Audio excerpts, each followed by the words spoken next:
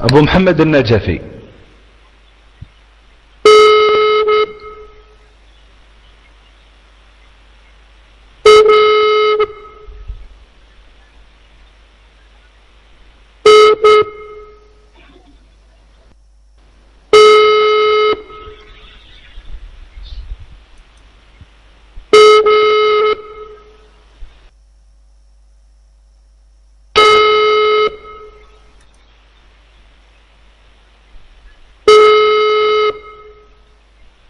عليكم.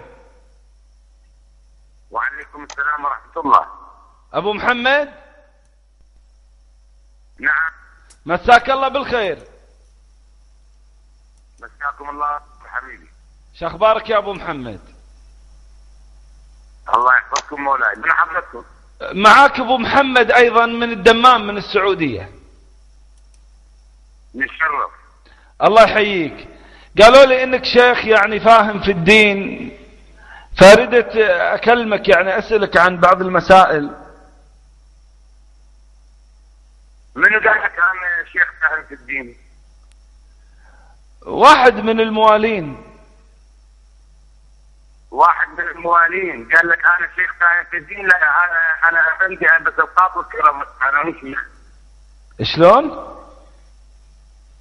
انا افندي البس القاط والكرافات، انا مو شيخ. من قال لك انا شيخ؟ انت مو شيخ؟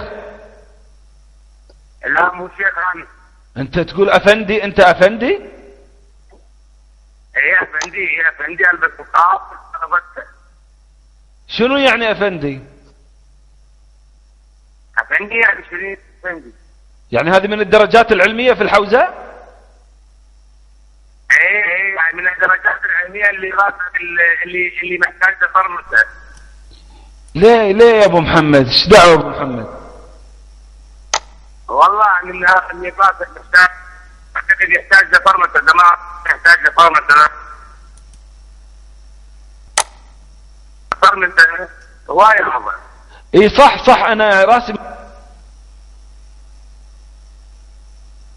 محتاج فرمته، لذلك انا جاي اسألك يعني. لذلك انا جاي اسألك يعني لان راسي محتاج فرمته. ايه اذا تسألني تفضل اسأل فقهية انا ما اجاوب عليها، مو شغلي. يعني عقائد تجيب، فقه ما تجيب. ايه ما تعال تفضل ادخل غرفة تحريم مع الحق، انا موجود الان غرفة تحريم مع الحق، وتعال تفضل. ايه بس انا لما ادق يا افندي، انا لما ادق على شو اسمه كمال الحيدري. اي خليك معاي الحين. اسمع تعالي. طيب انا في غرفة منهاج السنة الان، انا انتظرك. يلا تعال، انا في غرفة منهاج السنة، تجي؟ يلا تفضل تعال غرفة تحريم مع الحق وتعال. اقول لك انا الحين اقدم برنامج في غرفة منهاج السنة، تعال. حياك والله، لك الحشمة والقدر، ما نخطئ عليك. وانا ما ادخل اي روم وهذه انا ما ادخل الى اي روم. خلاص جاوبني بالتليفون. خلاص الحين بالتليفون يا رجل، الحين بالتليفون اسمعني. الحين بالتليفون يعني لا تنقطك، لا نقطك ولا تنقطني. اسمعني الحين.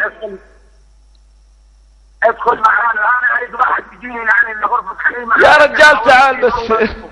اقول خليك بك افندي. يا ما يطي هذا.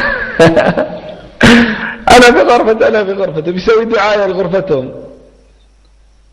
في البداية افنكم، الله يخرب بيتكم واجملكم. في البداية افندي، والله ما بين عيوني الا اليوسف افندي البرتقال. وطلعت الحين ادما عندهم تسوي حوارات مناظرات.